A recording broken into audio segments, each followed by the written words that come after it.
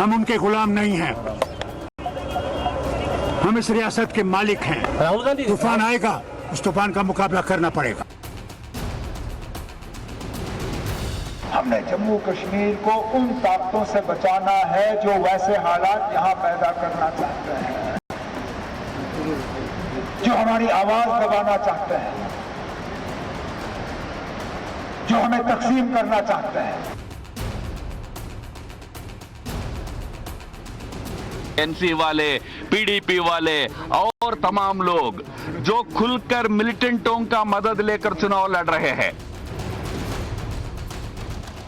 Bharatiya Janata party की इस समय पूरे जम्मू कश्मीर में जबरदस्त लहर है। प्रचंड बहुमत के साथ बीजेपी जम्मू कश्मीर में अपनी सरकार बनाएगी। जम्मू कश्मीर में मौसम ने भले ही ठंड की तरफ करवट ली है, लेकिन चुनावी मौसम में सियासी पारा बढ़ता ही जा रहा है। आज से ठीक 12वें दिन यानी 18 सितंबर को जम्मू कश्मीर विधानसभा चुनाव के पहले चरण का रण है। जम्मू कश्मीर की सत्ता पर काबिज होने के लिए सारी पार्टियों ने जोर लगा दिया है। कुर्सी पाने के लिए हर तरह का हथकंडा अपनाया जाने लगा है।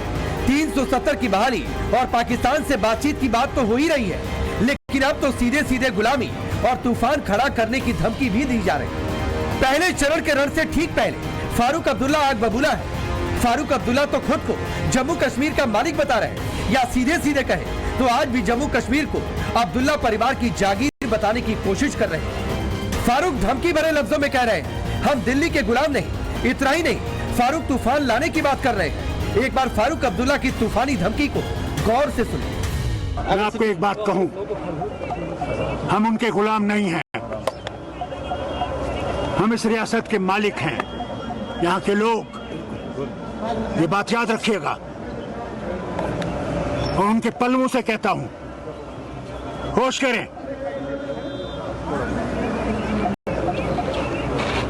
राहुल गांधी, तूफान आएगा, उस तूफान का मुकाबला करना पड़ेगा।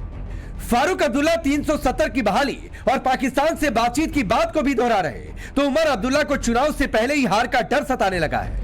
2 जगह से चुनावी मैदान में उतरे छोटे अब्दुल्ला को वोट के लिए मुसलमानों के सामने टोपी उतारने की नौबत तक आ गई। उमर एक तरफ टोपी उतारकर मुसलमानों की भावनाओं से खेलने की कोशिश कर रहे हैं, तो दूसरी तरफ लगे हाथ मुसलमानों को मदरसों, दरगाह, मस्जिद, हिजाब, नकाब के नाम पर डर दिखाकर भड़काने का काम कर रहे हैं।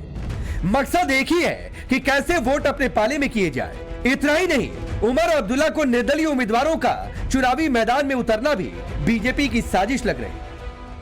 जिस तरह यूपी में हमारे मस्जिदों पे, दरगाहों पे, हमारे मदरसों पे ताले लगाए जा रहे हैं, वो बात हमसे छुपी हुई नहीं है। जिस तरह आसाम में बीजेपी की हुकूमत में हर बार अगर किसी को जलील करने की कोशिश की जाती है तो मुसलमानों को, वहां जब सैलाब आता है तो कहते हैं ये जिहादी सैलाब है। क्यों? क्योंकि मुसलमानों को जलील करना है। कर्नाटक में जब बीजेपी की हुकूमत होती है तो हमारी माओं को, बहनों को कहा जाता है कि निकाब, हिजाब उतारो, फिर जाओ कॉलेज और यूनिवर्सिटी और स्कूल के अंदर। हमने जम्मू कश्मीर को उन ताकतों से बचाना है जो वैसे हालात यहां पैदा करना चाहते हैं, जो हमारी आवाज दबाना चाहते हैं,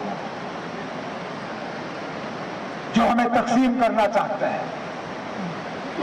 ये जो आजाद उम्मीदवारों की फौज आज मैदान में उतरी हुई है, इसका मकसद क्या है? मकसद सिर्फ यही है कि किसी ना किसी तरह अगर ये आजाद उम्मीदवार 10-15 जीत गए, ये सीधा सीधा जाके बीजेपी की झोली में जाके बैठ जाएंगे। अब्दुल्ला धमका रहे, मुसलमानों को भड़का रहे, तो बीजेपी नेशनल कॉन्फ्रेंस और पीडीपी पर आतंकियों के सहारे चुनाव लड़ने का आरोप लगा रही है। बीजेपी नेता दावा कर रहे हैं, जम्मू कश्मीर में अगली सरकार राष्ट्रवादियों की होगी, राष्ट्र विरोधियों की नहीं।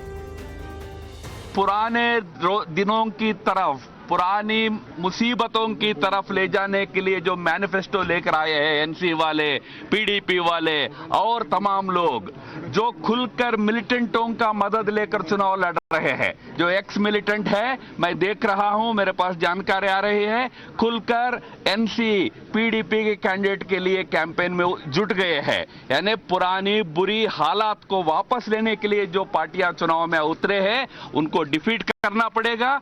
नया नेतृत्व जो शांति विकास चाहेगा, उस नेतृत्व को उभारना पड़ेगा। उसके लिए जम्मू कश्मीर की जनता आगे आएगी, ऐसा हमारा विश्वास है। बीजेपी के नेतृत्व में, बीजेपी की अगुवाई में एक नई सरकार इस राज्य में बनेगी। कांग्रेस नेता राहुल गांधी 370 पर स्टैंड क्लियर नहीं कर रहे। हालांकि जम्मू कश्मीर की रैलियों में स्टेट हुड वापस करने की बात जरूर कर रहे हैं। इस बीच बीजेपी ने भी जम्मू कश्मीर पर आज अपना मैनिफेस्टो जारी कर दिया है। गृह मंत्री अमित शाह ने मैनिफेस्टो जारी किया।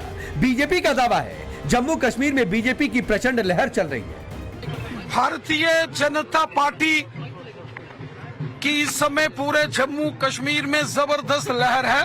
मैं विश्वास के साथ कहता हूं कि भारतीय जनता पार्टी भव्य तरीके से एक शानदार जीत के साथ जम्मू कश्मीर असेंबली की पहली बड़ी जीत नौशहरा विधानसभा से होगी। कमल का फूल नौशहरा से भी खिलेगा और पूरे जम्मू कश्मीर में भारतीय जनता पार्टी की सरकार बनेगी। प्रचंड बहुमत के साथ बीजेपी जम्मू कश्मीर में अपनी सरकार बनाएगी। जम्मू कश्मीर में 18 सितंबर, 25 सितंबर और 1 अक्टूबर को 3 चरणों में चुनाव है, जबकि 8 अक्टूबर को चुनावी नतीजे आएंगे। चुनाव के नतीजे जो भी आए, सरकार जिसकी भी बने, ये 8 अक्टूबर को साफ हो जाएगा। लेकिन सवाल है, गुलामी की बात करने वाले फारूक अब्दुल्ला अब भी जम्मू कश्मीर को अब्दुल्ला परिवार की जागीर समझते हैं क्या? सवाल ये भी है कि तूफानी धमकी देकर क्या मोदी और शाह को अब्दुल्ला सीधी चुनौती दे रहे हैं? सबसे बड़ा सवाल है, मस्जिद, दरगाह और हिजाब के नाम पर मुसलमानों को डराकर क्या जम्मू कश्मीर की सत्ता पर ये काबिज हो जाएंगे? Bureau report, times now of Bharat. हम इस रियासत के मालिक हैं, यहाँ के लोग, ये बात याद रखिएगा। और उनके पल्लवों से कहता हूं, होश करें। राहुल गांधी, तूफान आएगा, उस तूफान का मुकाबला करना पड़ेगा। फारूक अब्दुल्ला 370 की बहाली और पाकिस्तान से बातचीत की बात को भी दोहरा रहे, तो उमर अब्दुल्ला को चुनाव से पहले ही हार का डर सताने लगा है। 2 जगह से चुनावी मैदान में उतरे छोटे अब्दुल्ला को वोट के लिए मुसलमानों के सामने टोपी उतारने की नौबत तक आ गई। उमर एक तरफ टोपी उतारकर मुसलमानों की भावनाओं से खेलने की कोशिश कर रहे हैं, तो दूसरी तरफ लगे हाथ मुसलमानों को मदरसों, दरगाह, मस्जिद, हिजाब, नकाब के नाम पर डर दिखाकर भड़काने का काम कर रहे हैं। मकसद एक ही है कि कैसे वोट अपने पाले में किए जाए। इतना ही नहीं, उमर अब्दुल्ला को निर्दलीय उम्मीदवारों का चुनावी मैदान में उतरना भी बीजेपी की साजिश लग रही। जिस तरह यूपी में हमारे मस्जिदों पे, दरगाहों पे, हमारे मदरसों पे ताले लगाए जा रहे हैं, वो बात हमसे छुपी हुई नहीं है।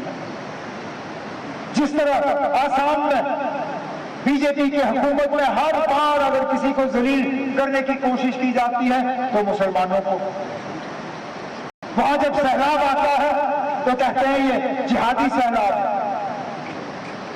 क्यों? क्योंकि मुसलमानों को जलील करना है। कर्नाटक में जब बीजेपी की हुकूमत होती है तो हमारी माओ को, बहनों को कहा जाता है कि निकाब, हिजाब उतारो, फिर जाओ कॉलेज और यूनिवर्सिटी और स्कूल के अंदर। हमने जम्मू कश्मीर को उन ताकतों से बचाना है जो वैसे हालात यहां पैदा करना चाहते हैं, जो हमारी आवाज दबाना चाहते हैं,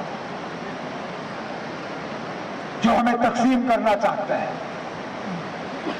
ये जो आजाद उम्मीदवारों की फौज आज मैदान में उतरी हुई है, इसका मकसद क्या है? मकसद सिर्फ यही है कि किसी ना किसी तरह अगर ये आजाद उम्मीदवार 10-15 जीत गए, ये सीधा सीधा जाके बीजेपी की झोली में जाके बैठ जाएंगे। अब्दुल्ला धमका रहे, मुसलमानों को भड़का रहे, तो बीजेपी नेशनल कॉन्फ्रेंस और पीडीपी पर आतंकियों के सहारे चुनाव लड़ने का आरोप लगा रही है। बीजेपी नेता दावा कर रहे हैं जम्मू कश्मीर में अगली सरकार राष्ट्रवादियों की होगी, राष्ट्र विरोधियों की नहीं।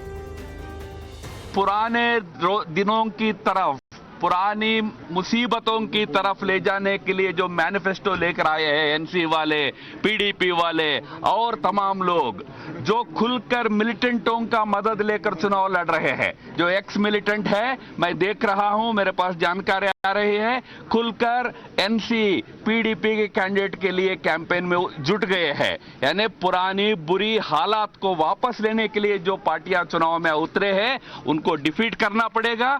नया नेतृत्व जो शांति विकास चाहेगा उस नेतृत्व को उभारना पड़ेगा। उसके लिए जम्मू कश्मीर की जनता आगे आएगी, ऐसा हमारा विश्वास है। बीजेपी के नेतृत्व में, बीजेपी की अगुवाई में एक नई सरकार इस राज्य में बनेगी। कांग्रेस नेता राहुल गांधी 370 पर स्टैंड क्लियर नहीं कर रहे, हालांकि जम्मू कश्मीर की रैलियों में स्टेट हुड वापस करने की बात जरूर कर रहे हैं। इस बीच बीजेपी ने भी जम्मू कश्मीर पर आज अपना मैनिफेस्टो जारी कर दिया है। गृह मंत्री अमित शाह ने मैनिफेस्टो जारी किया। बीजेपी का दावा है जम्मू कश्मीर में बीजेपी की प्रचंड लहर चल रही है। भारतीय जनता पार्टी की इस समय पूरे जम्मू कश्मीर में जबरदस्त लहर है। मैं विश्वास के साथ कहता हूं कि भारतीय जनता पार्टी भव्य तरीके से एक शानदार जीत के साथ जम्मू कश्मीर असेंबली की पहली बड़ी जीत नौशहरा विधानसभा से होगी। कमल का फूल नौशहरा से भी खिलेगा और पूरे जम्मू कश्मीर में भारतीय जनता पार्टी की सरकार बनेगी। प्रचंड बहुमत के साथ बीजेपी जम्मू कश्मीर में अपनी सरकार बनाएगी। जम्मू कश्मीर में 18 सितंबर, 25 सितंबर और 1 अक्टूबर को 3 चरणों में चुनाव है, जबकि 8 अक्टूबर को चुनावी नतीजे आएंगे। चुनाव के नतीजे जो भी आए, सरकार जिसकी भी बने, ये 8 अक्टूबर को साफ हो जाएगा। लेकिन सवाल है, गुलामी की बात करने वाले फारूक अब्दुल्ला अब भी जम्मू कश्मीर को अब्दुल्ला परिवार की जागीर समझते हैं क्या? सवाल ये भी है कि तूफानी धमकी देकर क्या मोदी और शाह को अब्दुल्ला सीधी चुनौती दे रहे हैं? सबसे बड़ा सवाल है, मस्जिद, दरगाह और हिजाब के नाम पर मुसलमानों को डराकर क्या जम्मू कश्मीर की सत्ता पर ये काबिज हो जाएंगे? Bureau report, times now Bharat.